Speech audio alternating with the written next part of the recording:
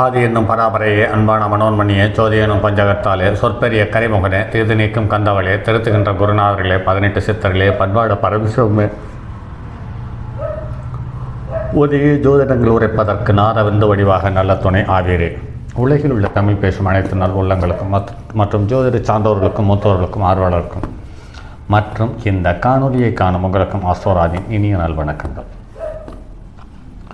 ஜோதிடம், வாழ்வியல், ஆன்மீகம், மருத்துவம் இந்த 4 தலைப்புகளில் தொடர் காணொலிகளாக கொடுத்து வருகிறோம். இந்த காணொலிகள் நிறைய மனித வாழ்வில் மறந்து போன விஷயங்களை ஞாபகப்படுத்துவதற்காகவும் ஜோதிடம் என்றால் என்ன என்பதை உணர அதன் மூலம் ஏதாவது சின்ன சின்ன நன்மைகளை பெற முடியுமா என்ற எதிர்பார்ப்பை பிரதிபலிப்புகளே இந்த காணொளிகள். ஜோதிடம் என்றால் என்ன? ஜோதிடத்தை பார்த்து கொண்டால் எல்லாவற்றையும் பெற முடியுமா? எல்லாவற்றையும் பெற முடியுமானால் மனித முயற்சிக்கு வேலை இல்லையா? கிரகங்களுடைய உதவி இல்லாமல் தனி மனிதன் முயற்சி செய்துவிட முடியுமா? எல்லாவற்றிற்கும் பரிகாரம் உண்டா இல்லையா? அப்படி இருக்கிறது என்றால் ஏன் இள வயதிலேயே பலமான பாதிப்புக்குள்ளாகிறார்கள், இழப்பை சந்திக்கிறார்கள், இறப்பை சந்திக்கிறார்கள்?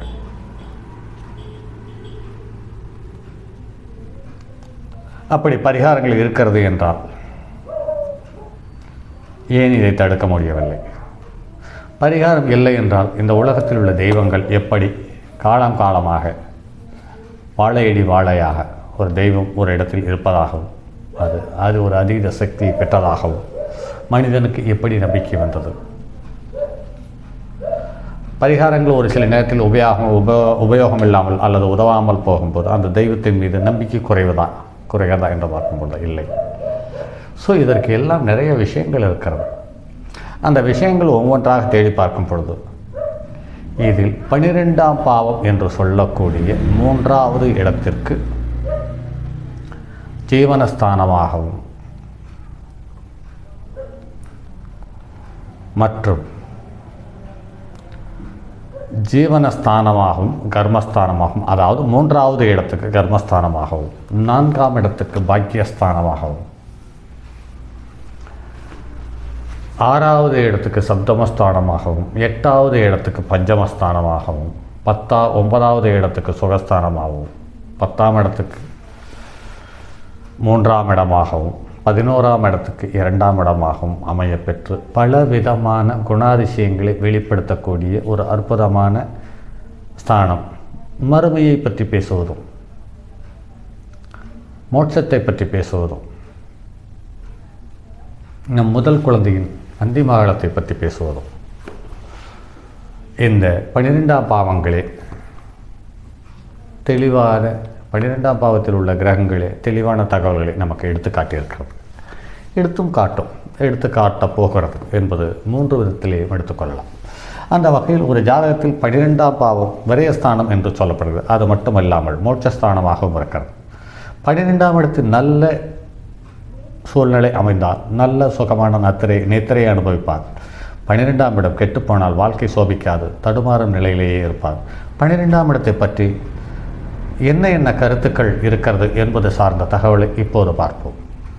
10ன் மேல் 2ஆகும் பெயரை கேளு, பரவேத்தி யோகம் பணத்தின் சோர்வு, சத்தான பலியோக சயனம் தியாகம், தர்மமோடு கர்ம பலன் சௌக்கியமாக, வித்தான பல புண்ணிய விவாதமோடு விளைந்திடுமே தொழிலான பலஸ்தானங்கள், கருத்துதான போகருட கருணையாளே கரைந்திட்டேன் புலிப்பாணி கருத்தைத்தானே என்று புலிப்பாணி முன்னொரு பாடலில் சொல்லியிருக்கிறார்கள். இதனுடைய விளக்கம் என்று பார்க்கும் பொழுது பிற தேசம் செல்லுதல், உத்தியோகம் மற்றும் பணத்தால் ஏற்படும் சோர்வு, பல யோகங்கள் வாய்த்தாலும் அயன சயன சுகம் போகம் காணுதல் மற்றும் தியாகம் தர்மம் அவற்றோடு கர்ம பலன் அனுபவித்தல் சார்ந்த சுகம் அடைத்தல், புண்ணிய ஸ்தானத்துக்கு செல்லுதல் மற்றும் விவாதத்தில் வல்லமையும் பற்பல தான தர்மங்கள் சம்பந்தப்பட்ட தகவலையும் இந்த 12ஆம் இடம் சொல்லுகிறது. மேலும் 12க்குரியவன் பலத்துடன் இருந்தால் நிலம், வீடு, வண்டி, வாகனம், சுகங்கள் போன்றவை சுலபமாக கிடைக்கிறது. 12ஆம் இடத்தில் சுக்கிரன், குரு, சந்திரன் இருந்தால் தாரக்குத்தம் ஏற்படும். வெட்டு குத்து விஷயத்தில் பயம் ஏற்படும். 2க்கும் 12க்கும் உரியவர்கள் பரிவர்த்தனை பெற்றால் பூர்வீக சொத்து, நிலம் விரயமாகும். குடும்பத்துடன் இடமாறி போவார். ஆனால் அந்திம காலத்தில் அவர் ஆகச்சிறந்த பொருளாதாரத்தினுடைய செல்வாக்கு பெற்றவராக இருந்து மடிந்து போகிறார். 12க்குரியவர் கேந்திரம் பெற்று பாவக்கிரகங்களுடைய தொடர்பு பெறி சொத்துக்கள் விரயமாகும். குரு 10 அல்லது 12இல் உச்சம் பெற்று நட்பு பெற்று 8க்கும் 9க்கும் உரியவர் சேர்க்கை பெற்று 12இல் இருக்க இந்த சரீரம் நிற்காமல் மறுஜென்மத்தில் ஸ்தூலம் அழியாத முக்தி பெறுவதற்கான வாய்ப்பை இந்த கிரக அமைப்பு தந்து விடுகிறது. 9ஆம் இடத்துக்குரியவரும் 12க்குரியவரும் பலம் பெற்று இவர்களுடன் குரு, சந்திரன், லக்னாதிபதி சேர்க்கை பெற்று 1க்கும் 12க்கும் உரியவர் திசை நடக்கும் பொழுது குரு கோட்சாரத்தில் 1, 5, 9 வரும் காலத்தில் வீடு, வாகன, சுகம் மற்றும் நிலம் சம்பந்தப்பட்ட விஷயங்கள் சுலபமாக கைகூடுகிறது. ஆன்மீக பணிகள் நல்ல விருப்பங்கள் ஏற்பட்டு கோயில் கட்டுவதும், கோயில் சம்பந்தப்பட்ட பூஜை புனஸ்கார விதிகள் சம்பந்தப்பட்டதும் மற்றும் மேலாண்மை பொறுப்புகளை ஏற்றி அது சம்பந்தப்பட்ட செயல்களை சீரும் சிறப்புமாக செய்வதற்கான வாய்ப்பை இந்த 12ஆம் இடத்தில் அமையம் பெற்ற கிரகம் சுலபமாக அள்ளி தந்து விடுகிறது என்பது நடைமுறையில் காண முடிகிறது. அடுத்து 12இல் குரு பலத்துடன் இருக்கும் பட்சத்தில் அரசாங்க தொல்லைகள் ஏற்படுவதற்கு வாய்ப்பு இருக்கிறது. 12இல் 7க்குரியவன் சேர்க்கை பெற்று 10க்குரியவனுடைய பார்வை இருப்பின் மனைவியிடம் சரியான சயன சுகம் கிடைக்காமல் மனைவி நோயால் மரணமடைய ஏதுவாக அமைந்து விடுகிறது. 8க்குடையவர் பலம் பெற்று 12இல் அமைய பெற்றிருப்பின் பணபலம், ஆள் பலத்துடன் இருப்பார். ஆனால் உடல் நலம் பாதிக்கப்பட்டிருப்பார். ஆனால் அடிக்கடி மரண பயத்தை சந்தித்து கொண்டிருப்பார். 12க்குடையவர் ஆட்சி உச்சம் பெற்று அம்சத்தில் இருப்பின் அவர் நல்ல சயன போகத்துடன் இருப்பார். அந்த சயன போகம் என்பது வீட்டிலிருந்து கிடைக்காமல் வெளியிலிருந்து கிடைப்பதற்கான வாய்ப்பையும் அந்த கிரகம் உண்டு பண்ணிவிடுகிறது. 12க்குடையவன் 6, 8இல் மறைந்திருக்க அம்சத்தில் அவர்கள் நீச்சம் பெற மனைவியிடம் இன்பத்தை அனுபவிக்க மாட்டார். பின்னர் பெண்களை தேடி போவதற்கான வாய்ப்பு இருக்கிறது. 12க்குடையவர் கேந்திர திரிகோணம் ஏற மனைவியால் பணவரையம் ஏற்படும். 12க்குரியவர் 12இல் கேது உச்சம் பெற நற்கோள்கள் பார்ப்பின் மோட்சமடைய ஏதுவான அமைப்பாக அமைகிறது. அதே சமயத்தில் இது இன்னும் ஒன்றையும் கருத்தில் கொள்ள வேண்டும். அந்த 12ஆம் இடம் மேசமோ சிம்மமோ அல்லது தனுசோ அமைந்து அந்த மேசம், சிம்மம், தனுசில் இருக்கக்கூடிய கேதுவனுடைய நட்சத்திரமான அசுபதி வகை மூலத்தில் அந்த கிரகம் இருந்து தசாபுத்தியை நடத்தும் காலத்தில் கண்டிப்பாக மோட்சம் கிடைப்பதற்கான வாய்ப்பு இருக்கிறது.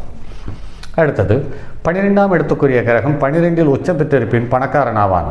இது லக்கணத்துக்கு 2ஆம் இடம் என்று சொல்லக்கூடிய தனஸ்தானத்துக்கு 11ஆம் இடம் வலுப்பெற்றிருக்கிறது என்பதை கருத்தில் கொள்ள வேண்டியதாக இருக்கிறது. இது எந்த லக்கணத்திற்கு ஒத்துப்போகும் என்றால் துலா லக்கணத்திற்கு மட்டும் சீரும் சிறப்புமாக அது அமைந்து விடுகிறது என்பது காண முடிகிறது. அதே சமயத்தில் தந்தை வழி சொந்தம், தந்தை வழியினுடைய உறவுகள் கசப்புக்களை தவறாமல் அள்ளி தந்து விடுகிறதை காண முடிகிறது. 12ஆம் இடத்தில் சூரியன் இருப்பின் தந்தைக்கு கண்டம், தந்தையினுடைய விரோதம் ஏற்படும். தான் விரும்பிய பெண்ணை மணப்பார். அந்த மனைவியும் சங்கடங்களை தருவதாக அமைந்து விடுகிறது. 12ஆம் இடத்தில் செவ்வாய் இருப்பின் வம்பு, வழக்கு, சண்டை பிரியனாக இருப்பார். மர்ம உறுப்புகளினுடைய சக்தியை குறைவதற்கான வாய்ப்பை உண்டு பண்ணி தந்து விடுகிறது. உழைப்பாளி.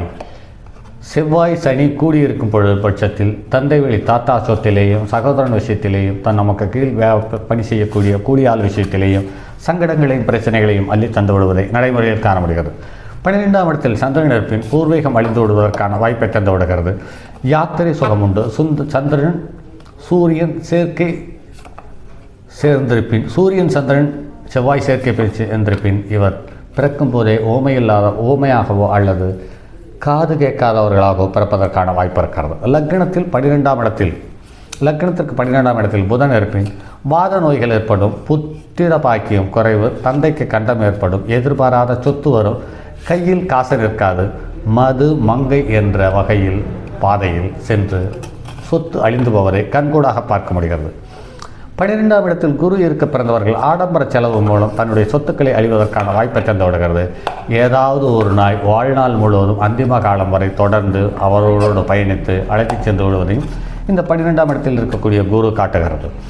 12ஆம் இடத்தில் சுக்கிரன் இருப்பின் பெண் பித்தனாகவும் பெண்கள் மூலம் பொருள்கள் சேரும். அதே சமயத்தில் பெண்கள் மூலம் சுகமும் கிடைக்கும். இது இல்லாமல் பெண்கள் மூலம் நோய் வந்து அழிவையும் தருகிறது என்பது நடைமுறையில் பார்க்க முடிகிறது. 12ஆம் இடத்தில் சனி இருப்பின் எதிரியை வெல்லும் யோகம் ஏற்படும். அதே சமயத்தில் மூட்டு வலி சம்பந்தப்பட்ட தொந்தரவுகள் வந்து வைத்தியத்திற்கு வாழ்நாள் முழுவதும் ஏதாவது ஒரு விதத்தில் செலவு செய்ய வேண்டியதாக இருக்கிறது. இந்த 12ஆம் இடம் சூரியன் சனிக்கு பகையாகவோ அல்லது நீச்சமாகவோ இருந்து நீச்சமோ அல்லது பகை பெற்ற கிரகத்தினுடைய தொடர்பு ஏற்கும் பொழுது வம்பு வழக்கு என்று சிறையில் அடைபட வேண்டிய நிலைமை ஏற்பட்டு விடுகிறது என்பதை நடைமுறையில் காணப்படுகிறது. லக்கினத்துக்கு 12ஆம் இடத்தில் ராகு இருப்பின் வாழ்க்கை போராட்டமாக அமையும். கண் பார்வை குறைவதற்கான வாய்ப்பு இருக்கிறது. மாது என்ற கெட்ட பழக்கங்களுக்கு அடிமையாவதற்கான சந்தர்ப்ப சூழ்நிலை தந்து விடுகிறது. பூர்வீக சொத்து நாசம் ஏற்படும். சிலருக்கு பிறவி ஊனம் என்றும் அமைந்து விடுகிறது. கணவனுக்கு முன் மனைவி இறப்பதற்கான சந்தர்ப்ப சூழ்நிலை உண்டுபடி தந்து விடுகிறது. லக்கினத்துக்கு 12ஆம் இடத்தில் கேது இருந்து குருவினுடைய பார்க்கை பெறுவது அல்லது அந்த குருவோ அல்லது கேதுவோ அசுபதி மகம் மூல நட்சத்திரத்தில் அமர்ந்திருக்கும் பட்சத்தில் இவர்கள் மிக சிறப்பான அமைதியான மரணத்தை சந்திக்கிறார்கள். அது மோட்சத்திற்கு வழியை தந்து விடுகிறது. அதே சமயத்தில் இவர்களுக்கு பாதி வயதுக்கு மேல் ஆன்மீகம் கோயில் குளம் என்று சென்று விட்டால் பிரச்சனை இல்லை. குடும்பத்தோடு இருக்கும் பட்சத்தில் அதைவிட கொடுமையான காலம் 12ஆம் இடத்தில் இருக்கக்கூடிய கிரகத்தை தவிர மற்ற ஸ்தானங்களில் இருக்கக்கூடிய கிரகங்கள் தர முடியாது என்பது நடைமுறை அனுபவம். மனைவி குழந்தைகள் இவர்கள் இருவரும் நமக்கு பலமான பாதகத்தையும் சங்கடத்தையும் தந்து விடுகிறார்கள் என்பதை காண முடிகிறது. சரி நண்பர்களே, மற்றும் அடுத்ததொரு பதிவில் சந்திப்போம். அதுவரை உங்களிடமிருந்து விடைபெறுவது உங்கள் அன்பு நண்பன் எம் ராஜரத்தினம். என்னுடைய அலைபேசி எண் 978897299999 மற்றும் ஒரு எண் 9791399649.